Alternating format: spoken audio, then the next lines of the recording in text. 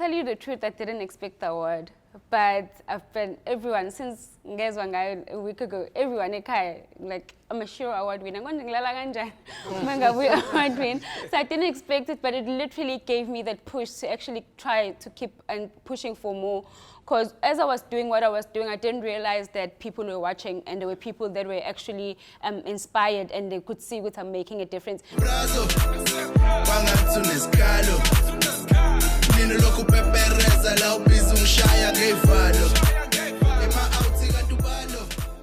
What do you do when you come home from work? Life has changed, and now my son gets it finally.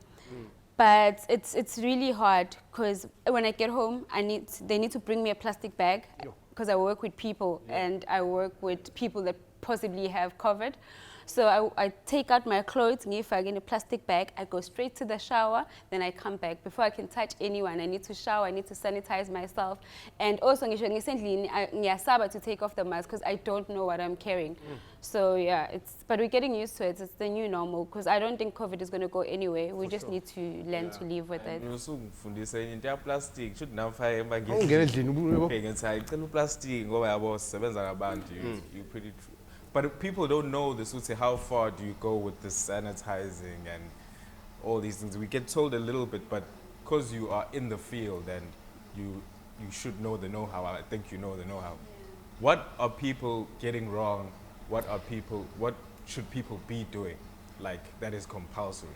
I think the most important one is the mask. And we think if we go a mask, I'm protecting myself. But if we go a mask, that's when you're being selfish because the people around you about a mask, they're protecting you, and when you're not protecting them around you. So I think the most important thing is to actually make sure we wear a mask and says I'm a foot to maintain social distancing as well. In terms of sanitizing, it's something that we should do every day, whether there's corona or not, we still need to do it. And the funny part is even if flu has gone down since Azonke. So if we can carry on with this, then we'll have less people being sick and being I feel like amantombazane will like always sanitize more than like guys do anyway. So they're always like shocked. So hey, because they always like this. So yeah, I mean it's difficult for us to adjust to, but I think we are getting used to having, masks and sanitizing constantly. But just to touch on something that is on your side, you are the secretary of the eThekwini region. Now we've debated about region for like a good 30 minutes because someone is like, no, it's below provincial, but it's not, municipal. Like what is the secretary of the Youth League firstly? And what does the region itself like include in terms of your scope of work?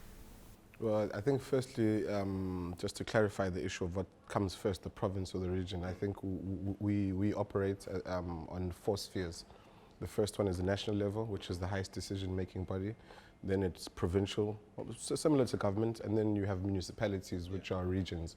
So the district, or in our case, because we're in a metro eThekwini, we're the region. And then ultimately your ward, your branch, where you live. So those are the 4 spheres. My responsibility, well, the Youth League's responsibility, I think, is to firstly mobilize people behind the vision and the mission of the ANC, because we are not independent, we're a league of the ANC.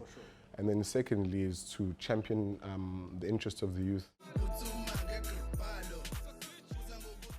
In terms of obviously like the COVID situation, for us, it was really something that happened. When it happened, it was when it hit.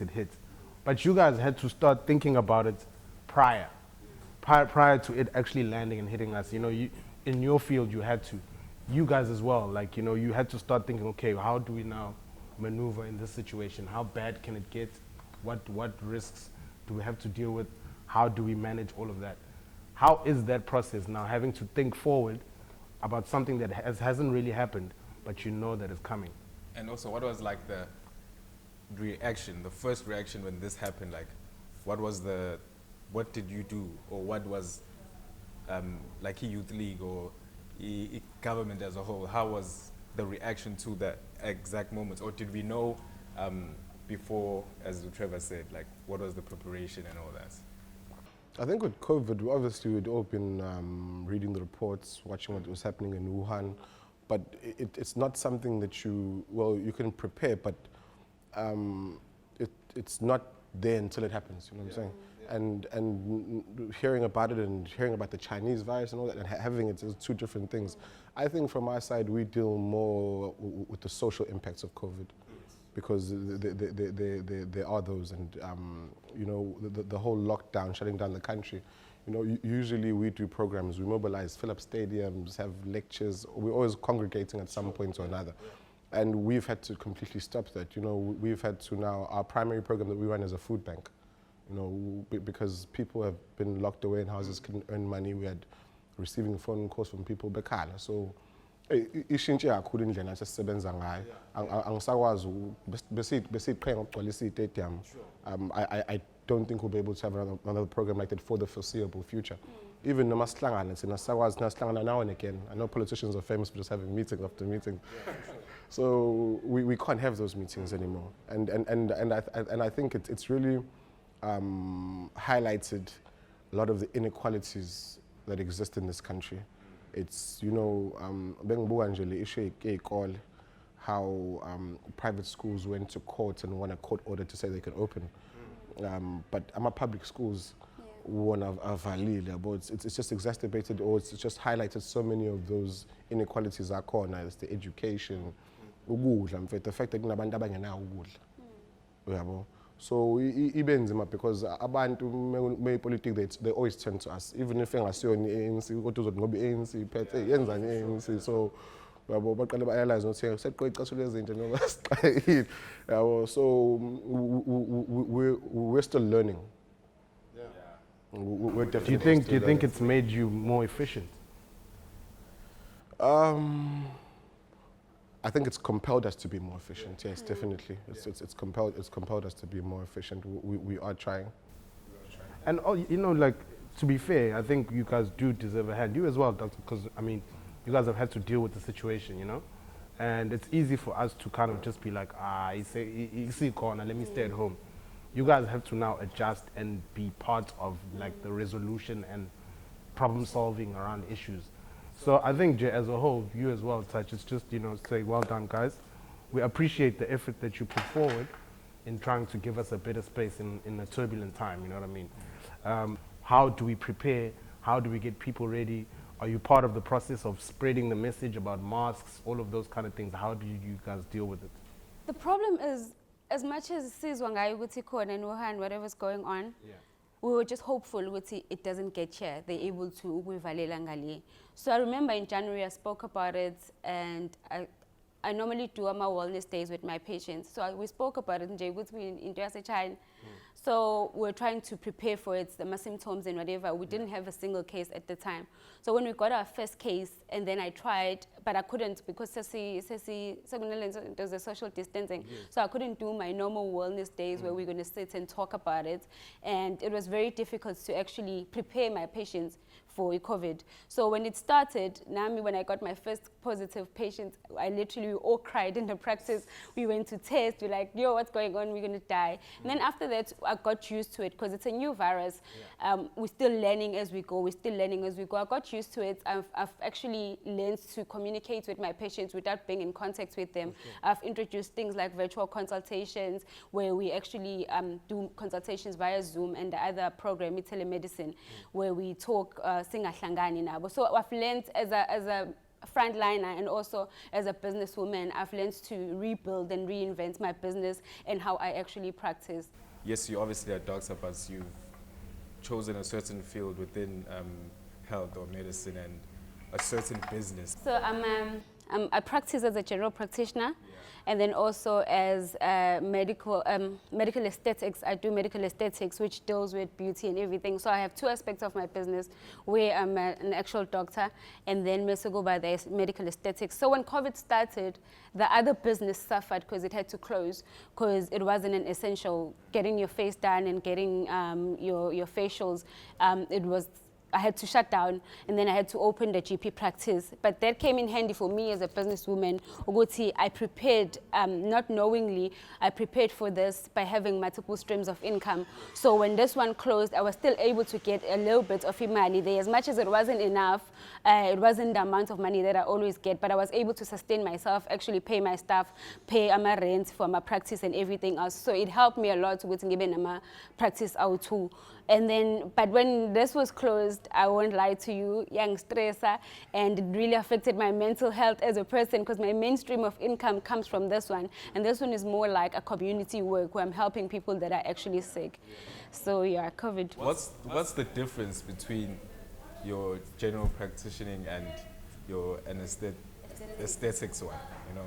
General practitioner, the GP one is where I see sick people, where I see I see everyone from birth to umdala, 70s and whatever, people that have medical conditions, like chronic conditions, the diabetes, the hypertensions and everything else. But in aesthetics, it's more like where we want to make people look and feel beautiful, where we do our immune booster drips, our glow drips, we do our facials. We try to basically we sell abantu, okay, I don't know if I can say this, but Hey, face. it's a better way to put it. No miles on this new body. Hey, man. So basically in aesthetics. Oh, so you cover everything. You can cover the whole. We can do like breasts. Yeah, we do hair face, body, and skin, everything. Khona umuntu engingayazi very dodela thing ukuthi interesting. yabo.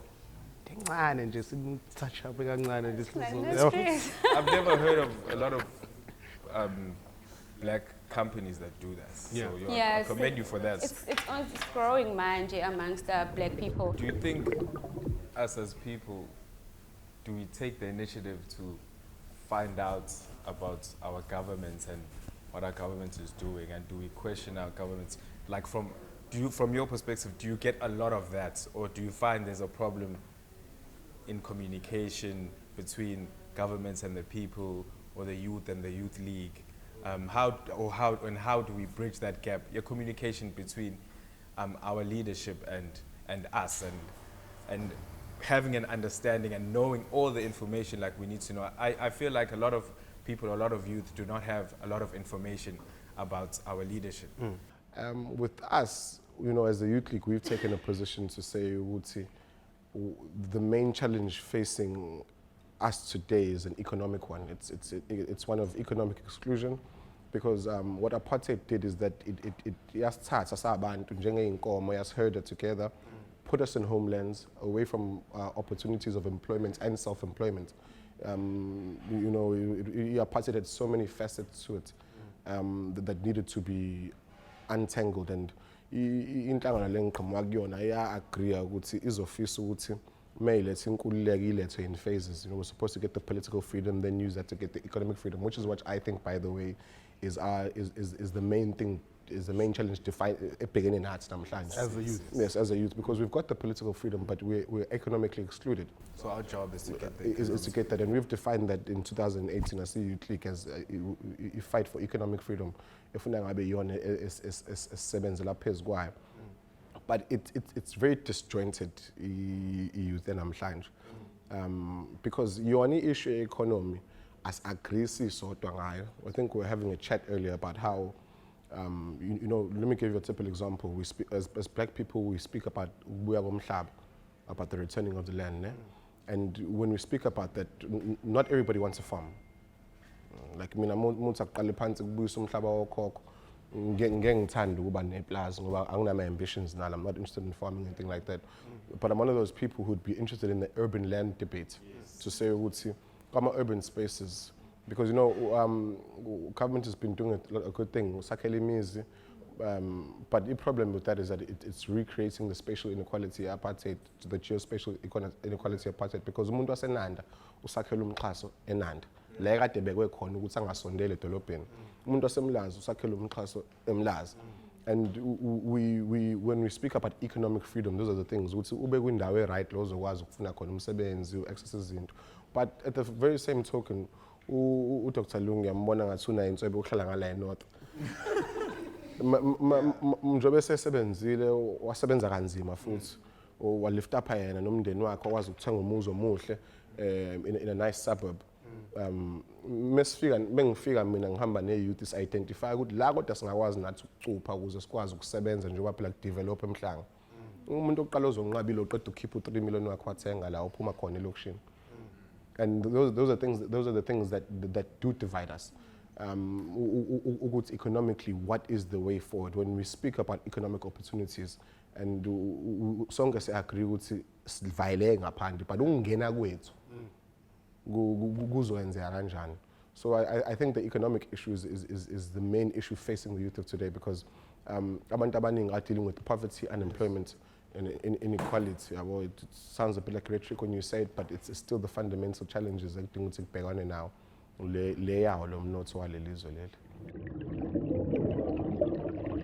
do you guys relax? What do you do? What do you listen to? What's your go-to? What are your mechanisms to just decompress from being a doctor? Decompress because high stress environments. How do you navigate that as a person? And to add, why Durban? Because you could be doing it anywhere else. Yeah, for sure.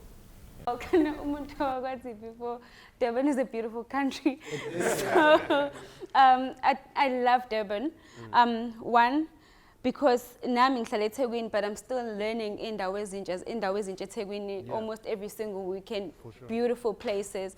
And for me, we have a rule in Abangan Mam, which if we're not at work, because all my friends are doctors, if we're not at work, we're not talking medicine.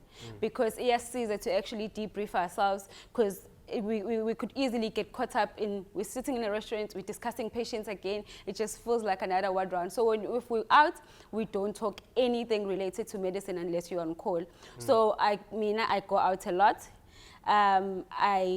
I'm a mother to a 5-year-old, so I think that helps me as well, because during the week I have no time for family. I see him in the morning, and I'm tired, I need to study, I need to do a lot of things. But on weekends, I make sure that I go out. Like he looks up in there that we're going to go to. This weekend, for a month, this weekend, this is Ushaka Marine, this weekend we're going to Gateway, this weekend we're going to Jumpy, we're doing this. So I think that also has helped me to have Inganyami around where I'm actually exploring these things, because Durban is not just about clubbing, Durban is not just about partying, but there's a lot of other things you can do even during the day, as much as it's good for those things as well. Our entertainment, I think it's amazing. I think it's the best. I listen to DreamTeam. Just put it out there. No, but yeah, I listen to a lot of hip hop. I don't know why, but I just relate better with it. So even when I'm driving in the car, I'm always bumping some jam. Hey, not even necessarily. You know, with the job I have when I travel, or the work I do, because I don't call it a job. I think I volunteer actually. Yeah. It's not a 9 to 5. For sure. It's a 24-hour thing. It's not a Monday to Friday. It's Monday to Monday kind of thing. So go lazy now and again, and sometimes it becomes hard then to balance. Hey, I've been no balance so long, but no Thinta. Yeah, that's a little guy from Milamondville, born and raised here. I have lots of friends in politics. A lot of things I do in politics, but I also try and maintain friends outside of politics. And for me, that's my relief. That's when I'm able to put that head down and just be. I was gonna say, Guti, you don't necessarily give it off when you're being yourself. Yeah, you don't come off. You're able to kind of just remove yourself from what you do and become a normal person, which isn't the easiest thing for people to do. Yeah. Which I also appreciate about you. That's why we can always hang out, because you just. You're a guy like Ulo. Yeah, and the fact that like you wouldn't put politics and hip hop together. Yeah. So like that's a good contrast, and you know very well about what you do, and you're also well informed about whatever else you are interested in. Yeah, you know? exactly. I took a decision a long time ago because I'm not necessarily the typical politician, because of the way I speak and how I carry myself. But I went to affluent schools.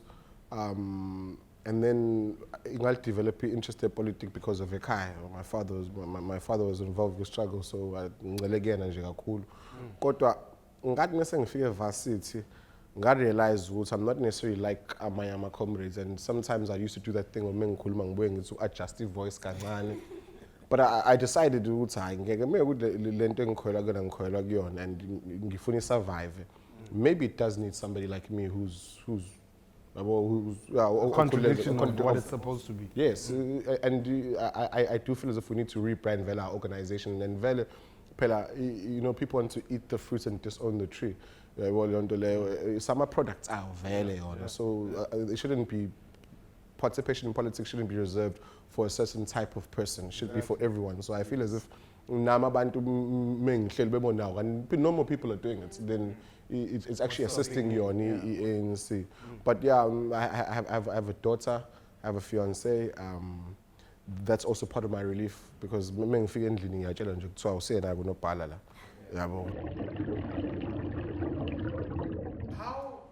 did it feel for you to be recognized as a young woman doing stuff in KZN and maybe even in South Africa in the medical field, which is something that, you know, is quite still rare? Okay, to tell you the truth, I didn't expect the award, but I've been everyone since a week ago. Everyone, like I'm a sure award winner. So I didn't expect it, but it literally gave me that push to actually try to keep and pushing for more. Because as I was doing what I was doing, I didn't realize that people were watching and there were people that were actually inspired and they could see what I'm making a difference. For me, I was just pursuing the batting issue. I was trying to pursue what Ulu wants and what Ulu wants to achieve. And in the way, along the way, abantu who actually get inspired. Amashiro Awards is one of those awards where you can nominate yourself, and I didn't even know what Banbang nominated. I don't even know who nominated me or who even voted for me to actually win it. But it just motivated me to keep trying every day and to keep trying to push to influence more young ladies, more young black females to actually keep pushing. If I can tell you a bit about myself, I come from Norway. My family, I grew up there, matriculated in Kandla. I never had the glamorous upbringing, but for the resilience that I had growing up has actually influenced how I do business and where I'm actually going in life. There's a lot of challenges I faced when I was growing up in school, varsity. Even now, I'm still going through certain challenges, but now I'm at a point where when I go through a challenge, I'm like, I can't wait to see how I get out of this one. I can't wait to see how I get out of this one, because if there's I'm just going to mention one, how I ended up in medicine. I was very close to my dad growing up, very, very close. And then Ubaba had a condition where only one doctor, if not two, were able to help him in a episode. So this one time he had this episode and the doctor was away. Both doctors were on holiday. At some point I got upset. I'm like, hey, but what's going on? And then I realized, they're human now. My dad was in pain until he died from that. So when he died from that, I sat down as myself, it's either you're upset or you become the change that you want to see.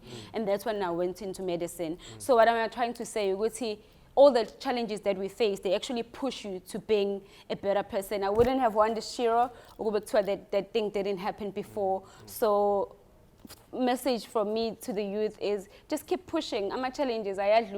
Just make sure that you come out better. COVID, we need to come out better as individuals.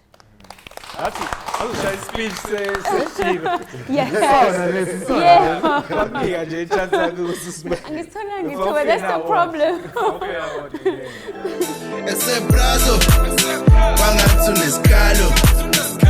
Nini lokhu pepereza la ubhizi ungishaya ngevalo.